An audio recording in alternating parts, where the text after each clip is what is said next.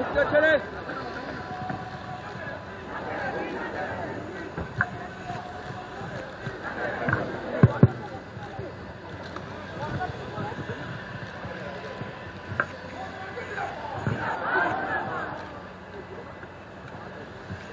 তো বলে এসেছি দিল্লিতে, আপনারা জানেন যে অপোজিশনের মধ্যে থেকে আমি একমাত্র গিয়েছিলাম, কারণ আমরা মনে করি যে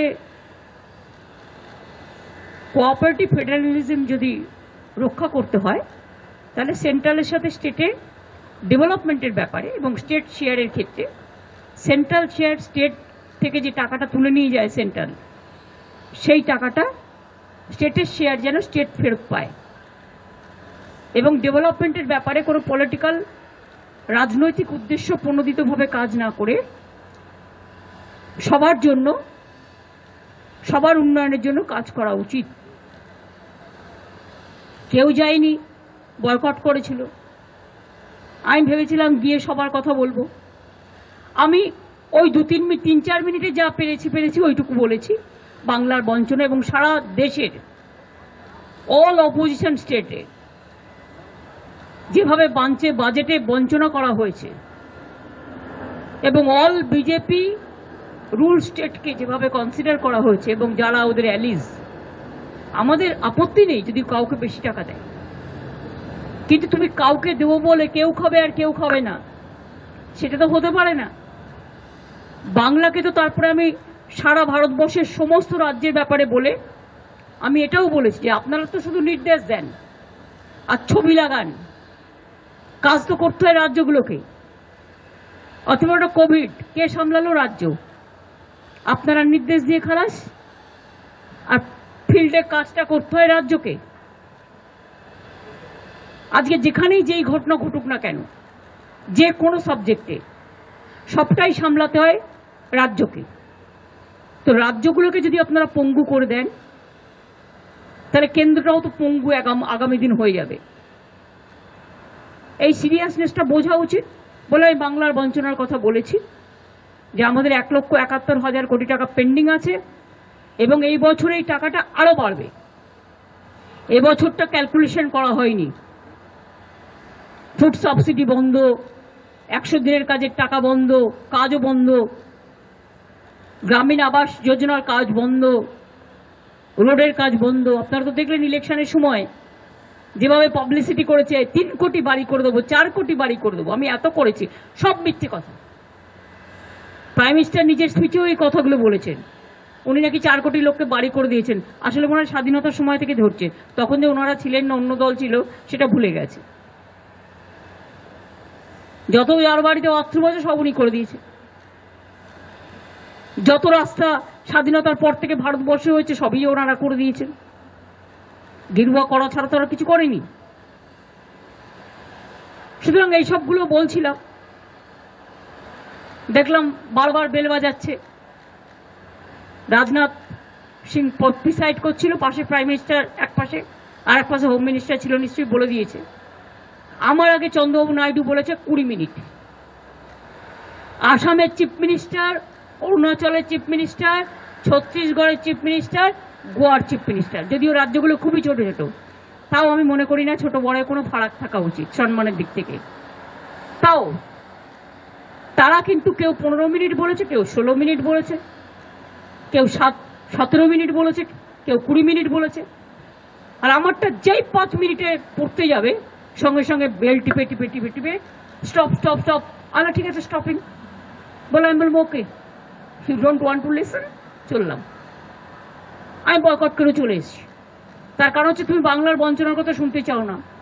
তো এর মধ্যে আমি একটা ইন্দো ভুটান রিভার কমিশন করার কথা বলেছি অন রেকর্ড, কারণ ভুটানের যে জল আসে সেই জলে আমাদের নর্থ বেঙ্গল, আলিপুরদুয়ার, জলপাইগুড়ি বিশেষ করে অনেকটাই ডুবে যায় প্রতি বছর, ফ্লাড অ্যাফেক্টেড এরিয়া।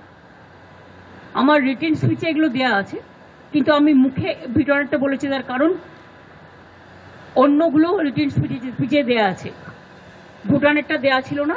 তাই আমি বলেছি একটা ইন্দো ভুটান বাংলার এই ব্যাপারটা নিয়ে নর্থ বেঙ্গলের একটা হওয়া উচিত।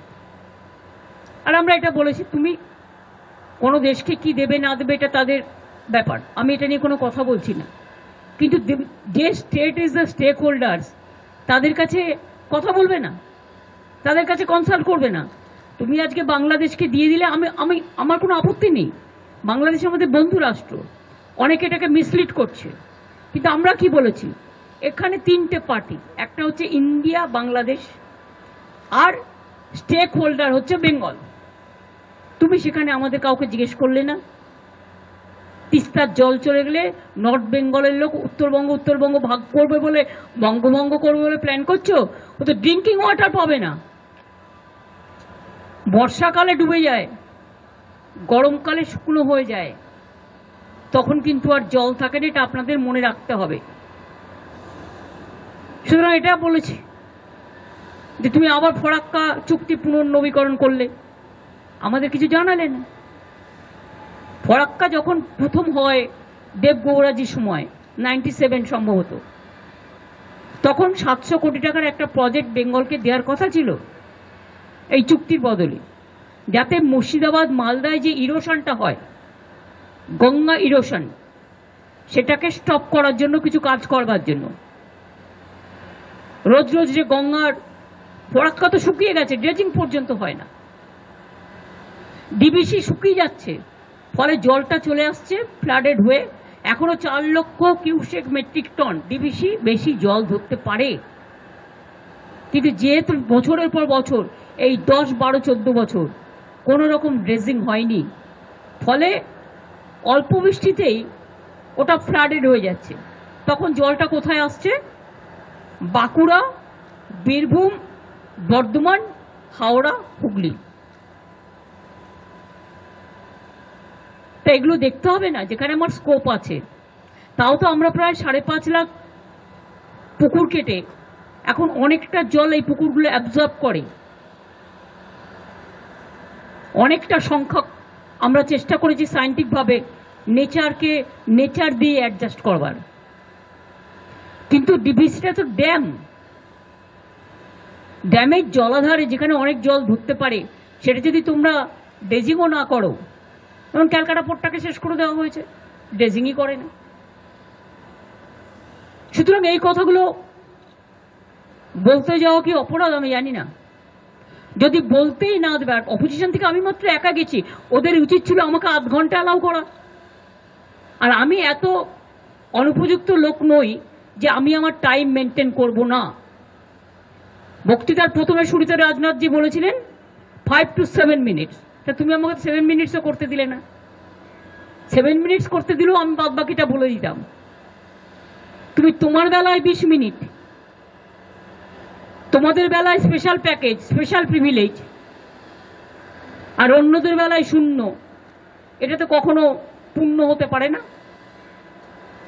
তাই আমি বয়কট করে ঠিক করেছি, বাংলার মানুষের সম্মান আমি মাথা নত করতে দিইনি, বাংলার বঞ্চনা মানছি না, মানব না।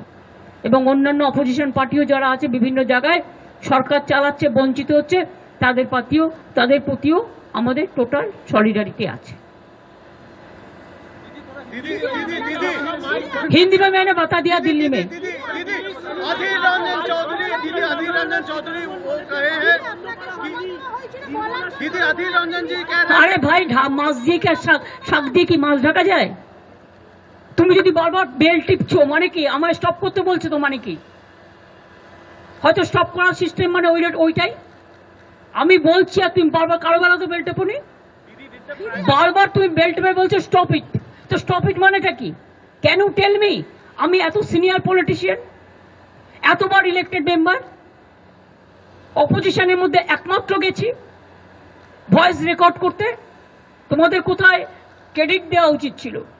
তুমি আমাকে বারবার যদি আমার বক্তব্য তুমি যদি বেল পাঠাও, বেল দিয়ে আমাকে স্টপ করতে বলো, is it not humiliation or ইনসাল্টেশন? আমি 6 মিনিটও করিনি। অপোজিশনের পক্ষ থেকে সারা দেশে মাত্র একজন। তা ডেমোক্রেসিটা গেল কোথায়? ডেমোক্রেটিক রাইটসটা কোথায় গেল? এই মানসিকতা যে দুটো কথা শুনতেও পারে না। কেউ যদি বঞ্চনার কথা বলে, তার তো বলবার একটা জায়গা হওয়া দরকার, যেখানে কেউ যায়নি। আমি সবার হয়ে বলতে চেয়েছিলাম, যতটা পেরেছি বলেছি। সবার হয়ে বলার পরে বাংলার হয়ে বলতে শুরু করেছিলাম। তো এটা ওদের ভালো লাগেনি। এরপর থেকে ভাবতে হবে যে আদৌ ওদের মিটিংয়ে যাওয়া উচিত কিনা সম্মানের সাথে। সম্মান না পেলে অসম্মানিত হতে আমি যাব না। दीदी अधीर रंजन चौधरी जी कह रहे हैं এই छोड़ो तो कौन है बात करते छोड़ो।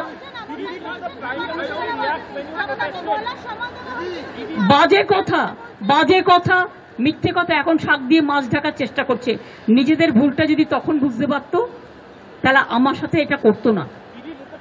Deliberate attempt to malign opposition, এটা হচ্ছে জেনে বুঝে ডেলিবারেট অ্যাটেম্প টু ম্যালাইন। তা নিজেদের তো রক্ষা করতে হবে, ফেস সেভিং করতে হবে। এখন না, ফেসটা তো লস হয়ে গেছে, তা ফেস সেভিং করবে কি করে? তোমরা তো ছিলে না ভাই ভেতরে, তোমরা জানবে কিন্তু সবটাই তো বিজেপি ছিল। থ্যাংক ইউ, চললাম।